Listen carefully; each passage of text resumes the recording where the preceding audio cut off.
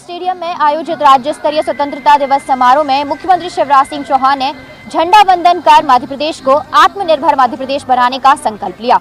मुख्यमंत्री शिवराज सिंह चौहान ने घोषणा की कि अब से जो भी सरकारी कार्यक्रम होंगे उसमें बेटियों की पूजा करके ही कार्यक्रम की शुरुआत की जाएगी। राज्य स्तरीय स्वतंत्रता दिवस समारोह में मुख्यमंत्री शिवराज सिंह चौहान ने प्रदेश की जनता के नाम संदेश दिया। मुख्यमंत्री शिवराज सिंह चौहान ने कहा कि हमारे प्रधानमंत्री के नेतृत्व में स्वर्णिम इतिहास लिखा जा रहा है। आज देश को चमत्कारी नेतृत्व मिला है। कश्मीर में धारा 370 हटाने से लेकर अयोध्या में श्री राम मंदिर का शिलान्यास हुआ है। पहले लोग कहा करते थे कि ये असंभव है, हो नहीं सकता, लेकिन प्रधानमंत्री नरेंद्र मोदी ने असंभव को भी संभव करके दिखा दिया है। मुख्यमंत्री शिवराज सिंह चौहान ने अपने संबोधन में कहा कि जब उन्होंने 23 मार्च को पदभार संभाला था तब प्रदेश में कोरोना का संकट काल था। हमारे पास टेस्टिंग लैब नहीं थी, स्वास्थ्य सुविधाएं भी पर्याप्त नहीं थी, लेकिन हमने युद्ध स्तर पर काम किया और स्वास्थ्य सुविधाओं में इजाफा किया है। मुख्यमंत्री शिवराज सिंह चौहान ने प्रदेश की जनता से कोरोना को हराने के लिए अपील की कि आप सभी चेहरे पर मास्क लगा रखें, सोशल डिस्टेंसिंग का पालन करें और समय समय पर हाथों को सैनिटाइज करते रहें। राजधानी भोपाल में बने शौर्य स्मारक के साथ आज एक और अध्याय जुड़ गया है। मुख्यमंत्री शिवराज सिंह चौहान ने स्वतंत्रता दिवस के मौके पर यहां भारत माता की 25 फीट ऊंची प्रतिमा का अनावरण किया है। इस वक्त हम आपको वही प्रतिमा दिखा रहे हैं जो भव्यता से यहां पर लगाई गई है। मुख्यमंत्री शिवराज सिंह चौहान, नगरीय प्रशासन मंत्री भूपेंद्र सिंह, भोपाल सांसद प्रज्ञा ठाकुर समेत तमाम जो मंत्री थे वो यहाँ मौजूद रहे। इस प्रतिमा के चारों तरफ अगर मैं आपको दिखाऊं तो देशभक्ति के जो प्रतीक राष्ट्रगीत और राष्ट्रगान हैं वो यहाँ पर लिखे गए हैं। दरअसल इससे पहले जब संघ प्रमुख मोहन भागवत शौर्य स्मारक पर आए थे तो उन्होंने ये इच्छा जाहिर की थी कि यहाँ पर अगर भारत माता की प्रतिमा लगा दी जाए तो फिर ये वीर रस से और ज़्यादा भर जाएगा। इसी को अमल में लाने के लिए सरकार की ओर से पहल की गई। मुख्यमंत्री शिवराज सिंह चौहान ने जब पहली वर्षगांठ शौर्य स्मारक की थी तो ये ऐलान किया था कि यहाँ पर 25 फीट ऊंची भारत माता की प्रतिमा लगाई जाएगी और वो जो सपना था वो आज स्वतंत्रता दिवस के मौके पर यहाँ पूरा हो गया। स्वतंत्रता दिवस पर गूंजा संविधान बचाओ का मुद्दा। प्रदेश कांग्रेस दफ्तर पर पीसीसी चीफ कमलनाथ ने आज झंडा वंदन किया, लेकिन स्वतंत्रता दिवस के मौके पर भी संविधान बचाओ का मुद्दा उठाने से वो नहीं चूके। दरअसल कमलनाथ ने एक बार फिर बीजेपी सरकार को आड़े हाथों लेते हुए कहा है कि देश के इस लोकतंत्र संविधान की अस्मिता को बचाना आज चुनौती बन गया है। दल बदल कानून होने के बाद भी बहुमत से चुनी गई सरकारों को अस्थिर करने की कोशिश हो रही है। लोकतंत्र की भावनाओं के विपरीत मध्य प्रदेश का घटनाक्रम प्रजातंत्र की हत्या है। 15 महीने के कार्यकाल में सरकार के लिए गए बड़े फैसलों को भी कमलनाथ ने गिनाने का काम किया। कोरोना काल में स्वास्थ्य सुरक्षा को लेकर सरकार के उठाए जा रहे कदमों पर भी कमलनाथ ने सवाल उठाए हैं। साथ ही कहा है कि प्रदेश की जनता दोहरी मार झेलने को मजबूर है। कोरोना महामारी के संकट से उबरने की कामना भी आज कमलनाथ ने की। दरअसल 15 अगस्त के मौके पर आज प्रदेश कांग्रेस दफ्तर में झंडा वंदन का कार्यक्रम था और इसी दौरान कमलनाथ ने अपना संदेश प्रसारित करते हुए न सिर्फ बीजेपी सरकार को आड़े हाथों लिया बल्कि लोगों से संविधान को बचाने के लिए आगे आने की अपील भी की। उत्तर प्रदेश के भदोही जिले की ज्ञानपुर सीट से विधायक विजय मिश्रा को कल यूपी पुलिस के इनपुट के बाद मध्य प्रदेश की आगरमालवा जिले की कोतवाली पुलिस द्वारा पकड़ा गया था। दरअसल विधायक मिश्रा पर कई दर्जन केस दर्ज हैं यूपी में, जिसके चलते किसी एक केस में वे फरार बताए जा रहे थे, जिसके कारण यूपी पुलिस उनकी तलाश कर रही थी। यूपी पुलिस को इनपुट मिला था कि वो मध्य प्रदेश के उज्जैन या इंदौर जिले में कहीं हो सकते हैं।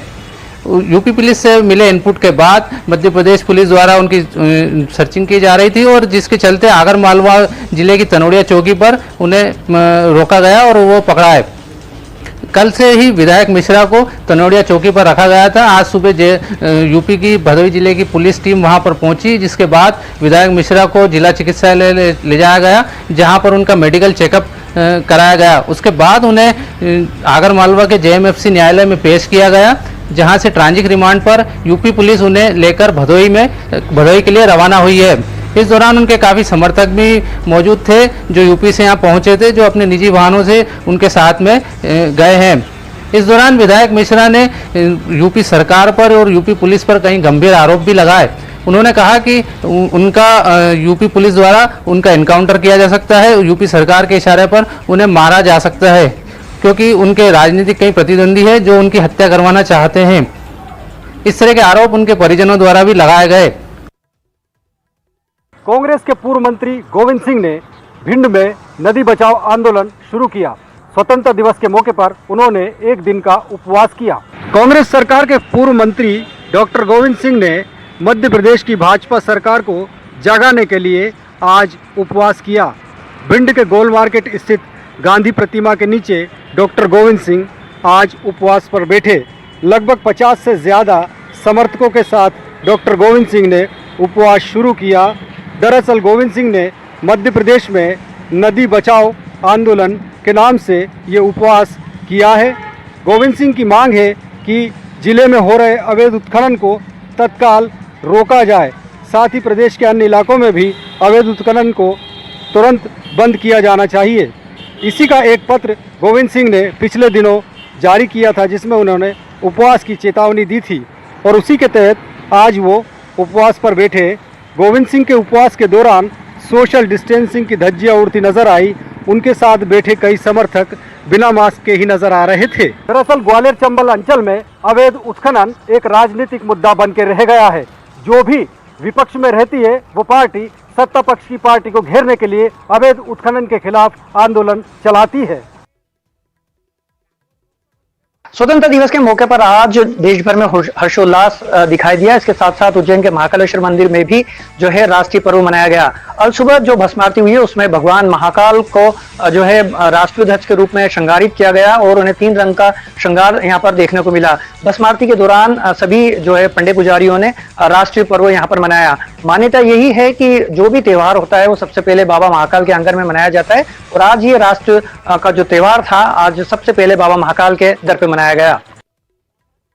भोपाल के शाहजहानाबाद इलाके में बदमाशों ने देर रात एक युवक की हत्या कर दी। युवक लगातार इलाके में जुआ और सट्टे का विरोध कर रहा था। भोपाल के शाहजहानाबाद इलाके में 1 दर्जन बदमाशों ने हथियारों से लैस होकर एक युवक पर हमला कर दिया। हमले के बाद युवक की मौके पर ही मौत हो गई। गुस्साए परिजनों ने देर रात तक हंगामा किया। उसके बाद आरोपियों की गिरफ्तारी की मांग की। सुबह भी परिजनों का गुस्सा शांत नहीं हुआ और पोस्टमार्टम के समय हमीदिया अस्पताल पर जमकर हंगामा किया गया। परिजनों की मांग थी कि जो आरोपी हैं उन्हें गिरफ्तार किया जाए। हालांकि ये पहला ऐसा मामला नहीं है जब भोपाल में जुआ सट्टे का विरोध करने के खिलाफ किसी की हत्या कर दी गई हो। इसके पहले ही गोविंदपुरा इलाके में भी एक बुजुर्ग की हत्या कर दी गई थी। लगातार भोपाल में जुआ और सट्टे का कारोबार फलता फूलता जा रहा है। तो कह सकते हैं शाहजहानाबाद पुलिस भी इस पूरे मामले में कहीं ना कहीं गुनाहगार साबित नजर आ रही है, क्योंकि मृतक ने इसके पहले कई बार शिकायत दर्ज कराई थी। मृतक की हत्या के बाद परिजनों ने लगातार चक्का जाम किया। अस्पताल प्रबंधन ने मृतक के शव को देने से इनकार कर दिया। अस्पताल का कहना था कि मृतक कोरोना पॉजिटिव है, इसलिए उसके शव को परिजनों को नहीं सौंपा जाएगा। वहीं परिजनों ने लगातार आरोपियों की गिरफ्तार की मांग की है। राजधानी भोपाल में आज 153 कोरोना के नए केस सामने आए हैं। इसमें आईएएस अधिकारी संजय दुबे की रिपोर्ट भी कोरोना पॉजिटिव आई है। वहीं आईसीएमआर ने पूरे देश भर के राज्यों को एक नई जिम्मेदारी सौंपी है। अब कैंसर मरीजों की ही तर्ज पर कोविड पेशेंट्स की पूरी रजिस्ट्री दर्ज की जाएगी। राजधानी भोपाल में ये जिम्मा एम्स भोपाल को मिला है। कैंसर मरीजों की तरह Indian council of medical research corona मरीजों की भी रजिस्ट्री देश भर में तैयार करा रहा है। सभी राज्यों के कोविड मरीजों का पूरा ब्यौरा तैयार होने के बाद कई फैक्ट सामने आने की उम्मीद है। आईसीएमआर के उठाए इस कदम से रिसर्च वर्क में भी एक्सपर्ट्स को आसानी होगी। कोरोना के होने का कारण से लेकर मौत तक के बारीक तथ्यों की जानकारी इस रजिस्ट्री से मिल सकेगी। इसके तहत प्रदेश में कोरोना के मरीजों की पूरी कुंडली तैयार होगी। इसमें यह पता चल सकेगा कि प्रदेश में कोरोना के किस उम्र के मरीज ज़्यादा हैं, मरीजों में किस किस तरह के लक्षण सामने आए हैं, कितने फीसदी मरीजों में क्या लक्षण थे। इसी तरह से कोरोना के मरने वालों की भी पूरी जानकारी की डिटेलिंग की जाएगी। आईसीएमआर ने मध्य प्रदेश में ये जिम्मा भोपाल एम्स को सौंपा है। एम्स मेडिकल कॉलेज और स्वास्थ्य विभाग से जानकारी जुटाकर रजिस्ट्री तैयार करेगा। आईसीएमआर की तरफ से अभी तक कैंसर की हिस्ट्री तैयार कराई जाती थी, लेकिन अब कोविड के पेशेंट के लिए भी यह व्यवस्था शुरू की जा रही है। इसके लिए प्रदेश के कुछ सरकारी मेडिकल कॉलेजों को नोडल एजेंसी बनाया गया है। इससे ये पता लग सकेगा कि कैंसर के मरीज किस स्तर पर बढ़ रहे हैं और कितने मरीज कम होते जा रहे हैं। कुछ इसी तथ्यों को लेकर के और इसी आधार को मान करके कोविड मरीजों की भी जानकारी जुटाई जाएगी।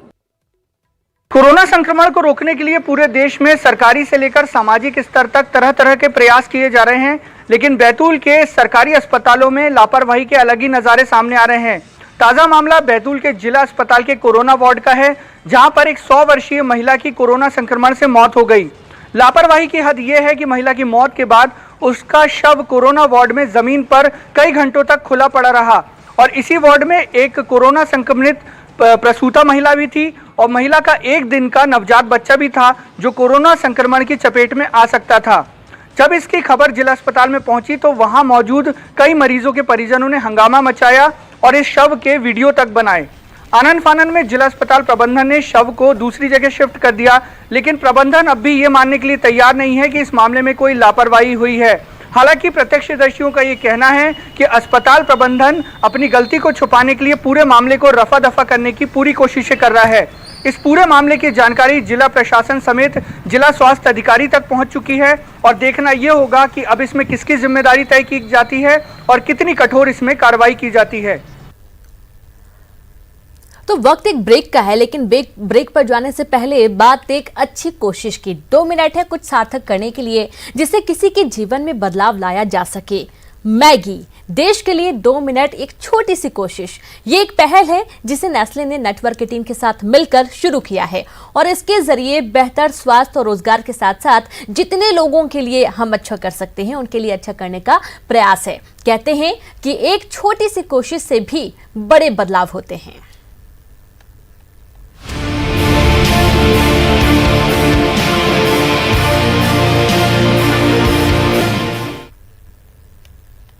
इस बार आजादी का जश्न सोशल डिस्टेंसिंग के साथ मनाया गया। मुख्य समारोह का आयोजन रायपुर के पुलिस परेड ग्राउंड में किया गया, जहां पर मुख्यमंत्री भूपेश बघेल ने ध्वजारोहण कर प्रदेश की जनता के नाम संदेश दिया।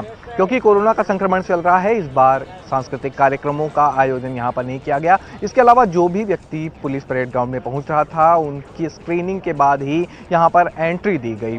संबोधन के दौरान मुख्यमंत्री ने प्रदेश के विकास में किए गए कामों का उल्लेख किया और साथ ही महत्वपूर्ण घोषणाएं भी की, जिसमें प्रदेश के सभी जिलों में गढ़कलेवा खोलने की घोषणा की गई। इसके अलावा पेंड्रा गोरेला और मरवाही में उद्यानिकी महाविद्यालय खोलने की बात यहां पर मुख्यमंत्री ने कही है और साथ ही 8वीं अनुसूची में छत्तीसगढ़ी भाषा को सम्मिलित करने के लिए प्रधानमंत्री को पत्र लिखने की बात यहां पर मुख्यमंत्री ने कही। इसके अलावा एक अहम बात यह भी रही कि अब प्रदेश में नई नियुक्तियों और पदोन्नतियों में महिला सदस्यों को भी समिति में मौका देने की बात मुख्यमंत्री ने कही। कुल मिलाकर इस बार आजादी का जश्न पूरी तरह से सादगी से मनाया गया।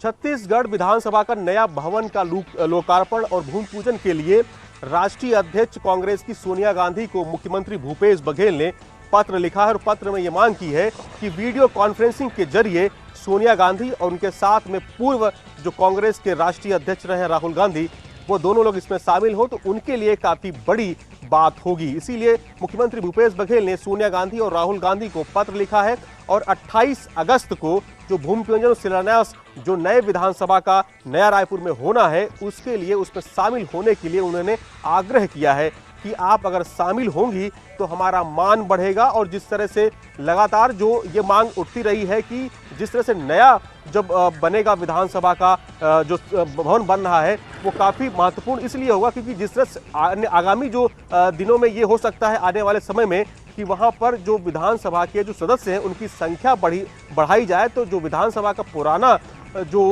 भवन है वो छोटा पड़ सकता है। इसीलिए जो राज्य सरकार ये चाह रही है कि नया विधानसभा का जो भवन बनेगा वो काफ़ी भव्य रहेगा, उसमें कई तरह की कलाकृति भी लगाई जाएंगी जो छत्तीसगढ़ी को दर्शाएंगी। तो अब देखना यह होगा कि जिस तरह से 28 अगस्त को जो शिलान्यास और भूमि पूजन होने वाला है उसमें सोनिया गांधी और राहुल गांधी भी शामिल होंगे तो ये राज्य सरकार के लिए एक बड़ी उपलब्धि होगी। शहीद गणेश कुंजाम के परिजनों ने सरकार से पूछा कब तक चीन से बदला लेगी मोदी सरकार। गलवान घाटी में भारत और चीन के सैनिकों में झड़प में भारत के 20 जवान शहीद हो गए थे। इसमें कांकेर के रहने वाले गणेश कुंजाम भी शहीद हुए थे। अब इनके परिजन मोदी सरकार से चीन से बदला लेने की लेकर सवाल कर रहे हैं। जून की रात लद्दाख के गलवान घाटी में भारत और चीन के सैनिकों में झड़प में भारत के 20 जवान शहीद हो गए थे। चीन की भारत की सीमा में घुसपैठ कर भारत के जवानों पर हमला के बाद पूरा देश गुस्से में था। हर कोई चीन से बदला लेने की बात कह रहा था। भारत सरकार ने भी चीन से बदला लेने की बात कह रहा था, चीन को सबक सिखाने की बात कही थी। लेकिन क्या भारत ने चीन से बदला ले लिया? यह सवाल गलवान घाटी में शहीद हुए ग्राम गिधाली के रहने वाले जवान गणेश कुंजाम की परिजनों ने भारत सरकार से पूछा। बता दें कि आज 15 अगस्त को गलवान घाटी हिंसक झड़प को 2 महीना पूरे हो जाएंगे। इन 2 महीने में 20 जवानों की शहादत कहीं न कहीं लोग भूलने लगे हैं। भारत और चीन के बीच कई स्तर की बातचीत होती रही, लेकिन इस बीच चीन सरहद पर फौज और हथियार की धौस दिखाने से बाज नहीं आए। 20 जवानों को शहादत का बदला लेने के लिए जिन परिजनों ने अपना एक लौता बेटा खो दिया, अपने बुढ़ापे का सहारा खो दिया, उन्हें ऐसा कुछ नजर नहीं आया कि भारत सरकार ने चीन से अपने जवानों की शहादत का बदला लिया। गणेश कुंजाम की बहन को राज्य सरकार ने नौकरी देने की बात कही थी। अब जिला प्रशासन ने चतुर्थ वर्ग नौकरी देने की बात कही, जो अब तक नहीं मिला। वही राज्य सरकार से 20 लाख की सहायता मिली, लेकिन कोरोना के चलते केंद्र सरकार के द्वारा अब तक की कोई मदद नहीं मिलने से परिवार बड़ा दुखी नजर आ रहा है। गणेश देश की खातिर घर की जिम्मेदारी छोड़ गए और देश की रक्षा में शहीद हो गए। आप परिजन चाहते हैं कि सरकार चीन से उनके बेटे की मौत का बदला ले, यही उनका असल सम्मान होगा। दिनों से लगातार बारिश हो रही है, जिसके चलते जिले के नदी नाले उफान पर है। ऐसे में गाजीरास स्थित मलगेर नदी उफान पर है। वहां पिछले 2 दिनों से पुल के ऊपर से पानी बह रहा है, जिसके कारण आवागमन बाधित हो गया है। लेकिन उससे पहले सैकड़ों ग्रामीण रोजमर्रा सामग्री लेने के लिए गाजीरास आए हुए थे, लेकिन जब वापस जा रहे थे तब पुल के ऊपर से पानी बहने लगा, जिसके बाद जो है आवागमन पूरी तरह से बाधित हो गया है। लेकिन वहां पर स्थित सीआरपीएफ 2nd बटालियन के जवान पुल के पास पहुंचे और रस्सी लेकर चैन की तरह खड़े हो गए, जिसके बाद सैकड़ों ग्रामीण इन्होंने पुल पार किया। उनके साथ में छोटे बच्चे और महिलाएं भी शामिल थी। लगातार जो बारिश हो रही है, जिसके चलते जिले की जो प्रमुख नदी है सबरी, वो भी उफान पर है। अगर बारिश नहीं रुकी तो बाढ़ के हालात बन सकते हैं। सतीश चांडक, न्यूज़ 18 सुकमा।